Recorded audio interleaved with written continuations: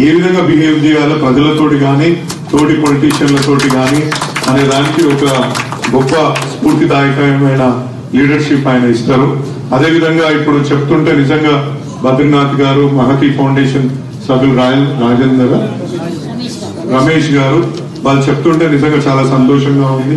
ఇవాళ మన అల్వాల్లో ఆయన ఇంతకుముందు ఇక్కడ ఉంటుండే కాబట్టి సార్ మనకు దాన్ని గుర్తు చేసుకొని ఈ యూపీహెచ్సిలో ఖచ్చితంగా ఇటువంటి కార్యక్రమం మనకు చేస్తే ఈ ప్రాంత ప్రజలు బాగుపడతారనే ఉద్దేశంతో ఇది చేయడం నిజంగా గొప్ప విషయం అన్నా. థ్యాంక్ యూ అన్నా ఫర్ దట్. అదేవిధంగా ఒక చిన్న రిక్వెస్ట్ ఏంటంటే మన నేషనల్ హెల్త్ మిషన్ కింద ఆశా వర్కర్స్ ఎప్పటి నుంచో వాళ్ళ సాలరీస్ పెంచాలనేది వాళ్ళ ఒక కోరిక కోరుతుందన్నా.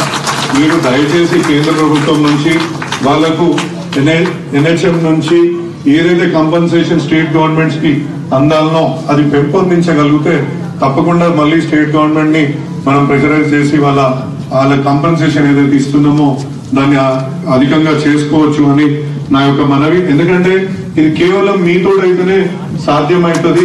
మీరు మాత్రమే కేంద్ర ప్రభుత్వానికి ప్రాపర్ గా రిప్రజెంటేషన్ చేయగలుగుతారు. కాబట్టి నేను మిమ్మల్ని ఈ సందర్భంగా రిక్వెస్ట్ చేస్తున్నాను. అదేవిధంగా ఇంకొక రిక్వెస్ట్ అన్నా, ఇంతకు ముందు ఇప్పుడు ఐఓసిఎల్ వాళ్ళు చెప్పినట్టు 50 లక్షల కోట్ల సార్ ఇక్కడ పెట్టాను 52,000 కోట్లు, ఒక 4,000 కోట్లని మేము ఆర్జిస్తున్నామని చెప్తున్నారు.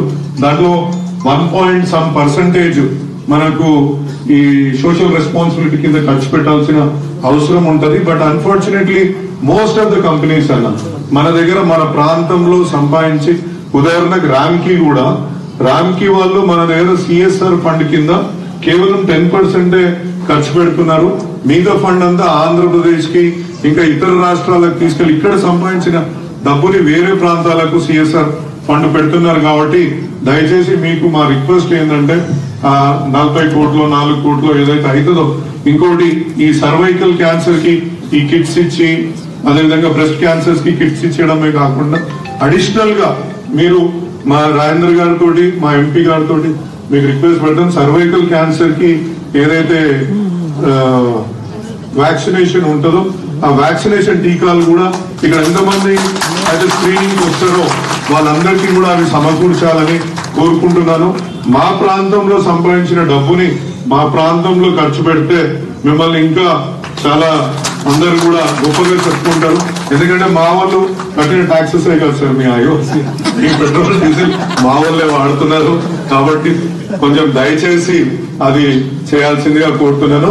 నేను తప్పకుండా అంటే అన్న ఇప్పుడు అన్న చోల కూడా పడ్డది, అన్న కూడా వదిలిపెట్టాడు మిమ్మల్ని.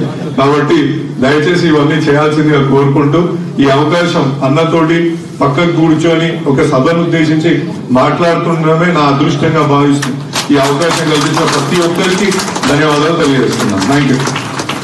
Thank you so much sir. Now I request